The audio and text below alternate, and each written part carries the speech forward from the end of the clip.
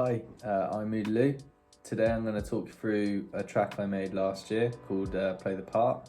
A few of you have asked me to go through it with you and everything I did, so I'm going to try and cover everything as quickly as I can. It's a fairly simple track. There's not a great deal going on mix-wise and sonically. So yeah, let's dive in.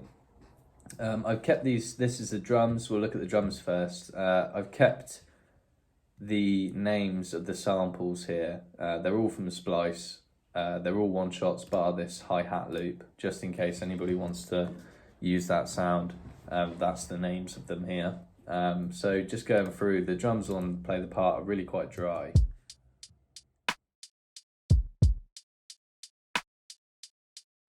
I think the dry drums suit my stuff predominantly.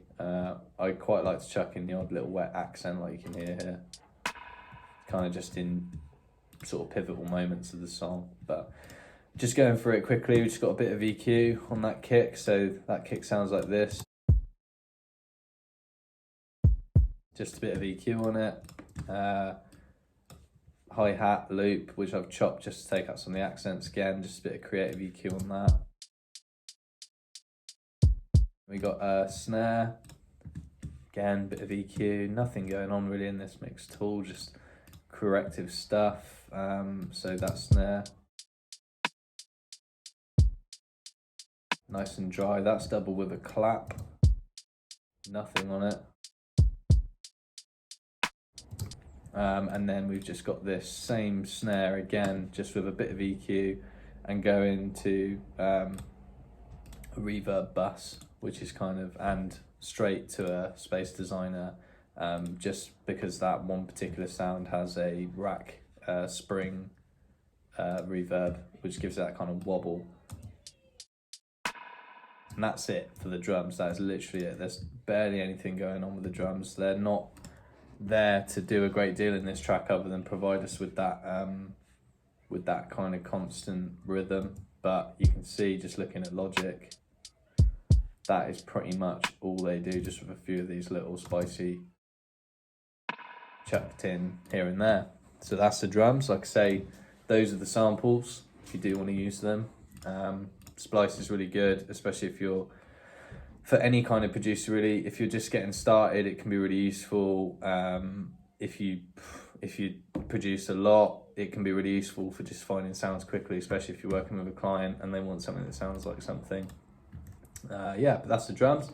Moving on to the main body of the track really, which is this all the synth parts. So 90% of the sounds on this track are done on one of my synthesizers, which is this one, which is the Roland JX3P.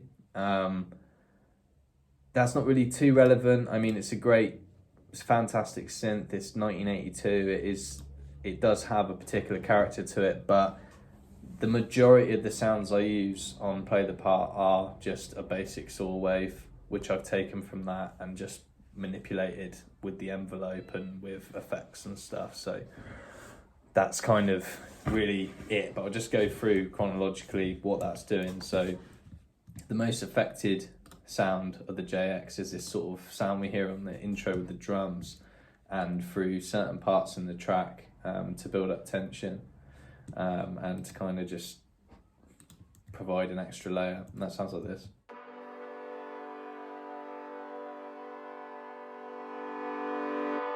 Later on in the track it's in a bit of this.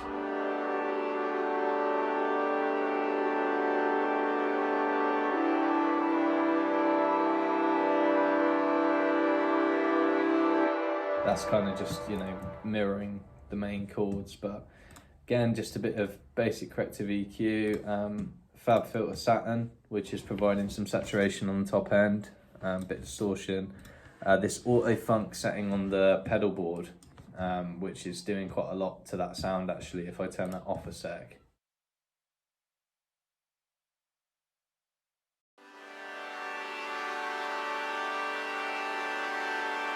That's what it sounds like without that, so if we bring that on, oops, if we bring that on,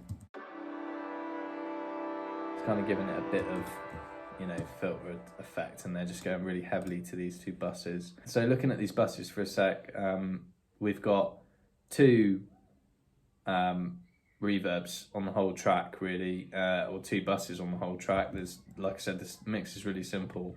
The first bus is going to this Valhalla vintage verb, which is about 30 quid. And if you're looking for a killer sort of vintage reverb sound, I would definitely buy it.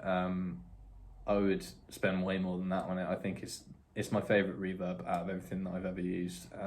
And this is just the standard concert hall sound. So if I turn off the second bus, just hear that exposed with just wet signal. That bus is kind of just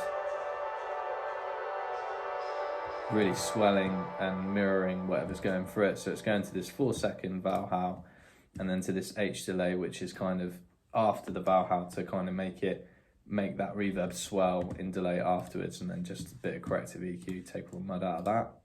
That's all that's going on with that one. And then bus 2, we've just got straight to a Chrome Verb Logic reverb, just a room sound. And yeah, just creative EQ. And then sample delay, which splits the signal left and right to get it out of the way of the middle. So I quite often do that with a lot of stuff in my mixes, just whether it be reverbs or so that not everything is getting fired at the middle. It's a quite nice way of not having to commit to making something left or right, just making it both without phasing issues and stuff like that. So I do that quite a lot. And that's that sound. That's all that's going on with that. Then we come on to the JX again, basic saw sound again, just with the envelope tweaked a bit, which is doing the main chords.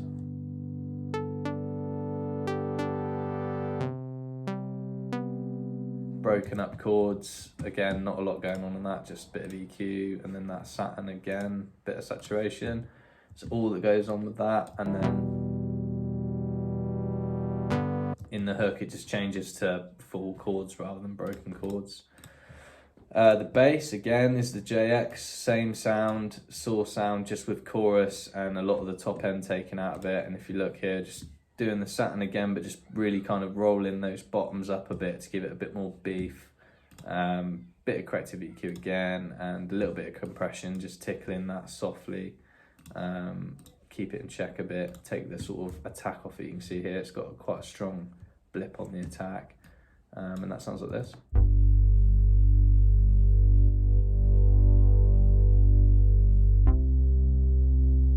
Really simple, playing the sort of root notes of what's going on. Then in the hook we have this flute sound from the JX. Again, nothing going on other than corrective EQ and quite a lot of reverb, which is doing that top line you can hear in the hook.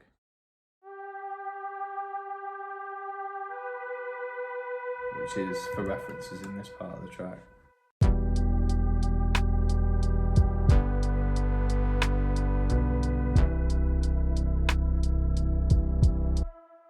And that's it. And then right at the end we have these arpeggiated chords to give it a bit of texture, which again is that same sound, just I've programmed the chords into the sequencer one by one, broken the notes up of what I want it to play, and then just triggered that to mirror the chords that are going on in the hook. So that sounds like this.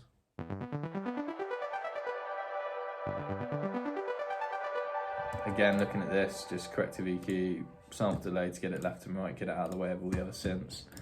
Quite a lot of reverb just to make it nice and wet. I mean, you can hear that listening to it. And then right at the end of the track, I've just split them into left and right signals instead, so that they alternate from left to right when that last sort of verse comes in and everything dries up. That's quite an interesting point to make actually. So right at the end of the track, it gets very wet after the last chorus and kind of swells. I wanted it to create this kind of euphoria, and then right in the sort of last couple of bars it really dries up, and I wanted it, like the vocals, the synths, everything, I wanted it to become like really quite uncomfortably dry. And the way I've achieved that is literally just on the automation, so sending everything really hard to the reverb, so it's really wet.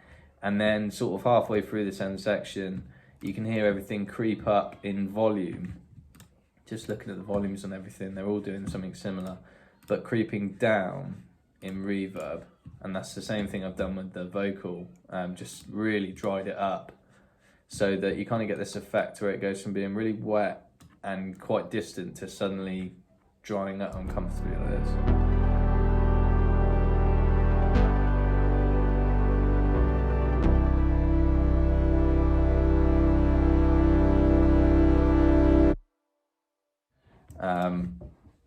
Yeah, so that's the end of that. That's what I like sort of doing at the end of a lot of the tracks, really, is kind of drying them up and not having too much sort of tail on anything.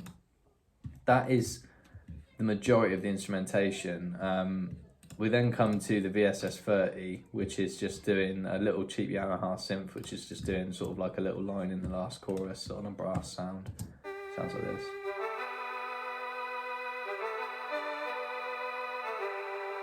And again, we can look down here and see that it's just EQ, bus sends, a bit of stereo delay again on that one to get it out of the way of these two. Bit crusher, just to kind of put a bit of sort of sample down rate distortion on it. You don't hear too much of that, it's just kind of a subconscious melody that I wanted to add to it. And we've got Harry Roke on the guitar, who comes in sort of halfway through the second verse. Just DI'd him, sent him through a guitar amp sim, again sample delay, that crops up a lot in my mixes, EQ, bit of reverb, and he's doing this this part of the track, just second half of Zach's verse. I feel this heat in my chest, so I hide. I only let you see strength, girl. He's doing this kind of melody here. Again, just really distant, quite low in the mix, just to give it a bit of something else. That comes in with that sort of JX sound again, just to create a bit of tension there. And then in this last hook, he's playing this lovely melody, which at first comes in quite sort of subconsciously, bit in the background, not too obvious, which again just amps him. Quite a heavy EQ to get him out of the way a bit there, a bit of reverb sound. And then on these two, I kind of beef him up, I make him a bit more forefront, because I wanted that end of that last chorus to be quite dramatic, and pitch him up 12, so it sounds like he's, you know, doubling it with an octave.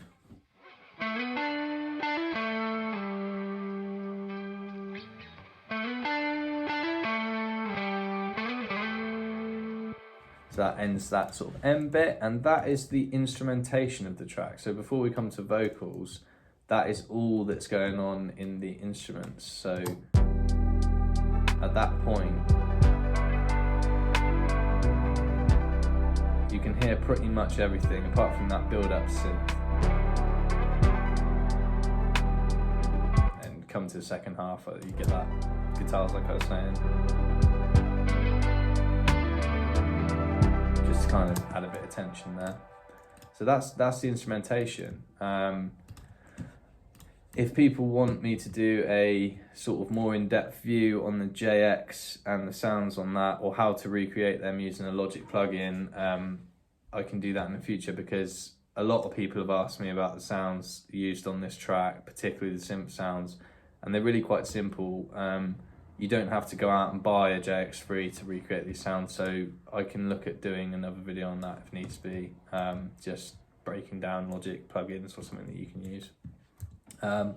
So moving on to the vocals, first verse is me, and all I'm doing with that is, again, quite a strong corrective EQ.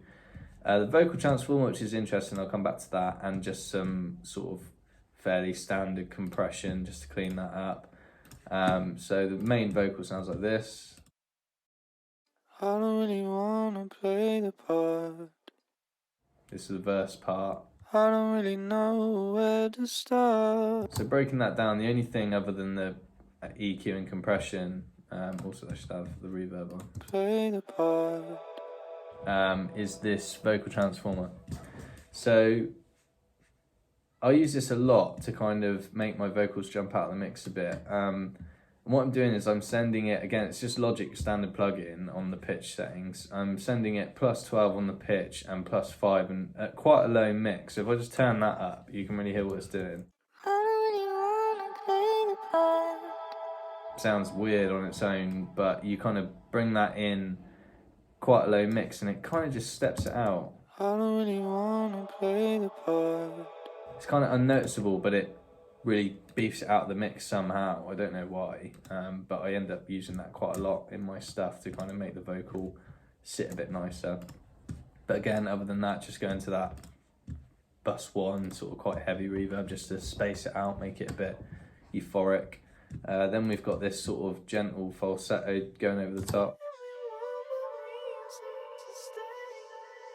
And all I'm doing with that is sample delay, getting it out of the way, and some quite corrective EQ. That's it. So together they sound like that. I don't really know where to start. Just kind of beefs up that verse a little bit. We come to the hook, and it's very similar, a little bit harsher on the vocal transformer, just a tiny bit more, get a little bit more of a robot-y sound.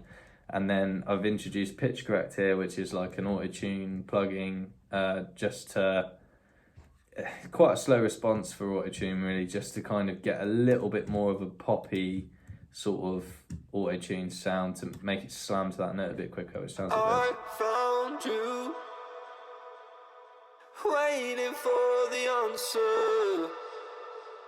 That's what that sounds like. And then we've got this kind of soft hook, doubling it with very similar settings, just EQ, compression, a much shorter response on the pitch correct to make it very auto-tuned. Again, sample delay left and right, so you end up with this kind of quite a fairly natural sounding vocal in the middle, and then like a really pitch corrected vocal on the edges quite subtly to kind of enforce that melody onto you, which sounds like this. Waiting for the answer. Really kind of T-Painy just to get it, just to kind of force that melody down your throat, especially if you're not the best of singers like me, that kind of can be needed. And then, yeah, that's it. So that's it for my vocals, just the first verse and the hook. That's all I'm doing. And then the first verse is just repeated at the end with that kind of, with the chorus chords when it all dries up. Then we come on to Zach, who's fantastic singer, Zach Messenger. I've worked with him quite a lot. He's a fantastic writer and singer, and he, didn't have to do a lot to him at all really. So he takes the second verse, and you can look at the channel here. I just got EQ, again that vocal transformer, exactly the same settings as me. Bit of reverb again, that's it. I pull the wool on your eyes. You put me up in the sky. Is it worth it to climb? And then all I'm doing here is kind of swelling his reverb as we come into that second part of his verse. Girl, I'm trying. Just to kind of, in that point, just... I'll only let you see strength, girl, I'm trying. Just kind of make it a bit more definitive that something's changed. And then doubled his vocal with falsetto again, sample delay left and right, channel EQ, cleaning it up a bit, strong pitch correct again, so you end up with that sort of reinforced higher melody.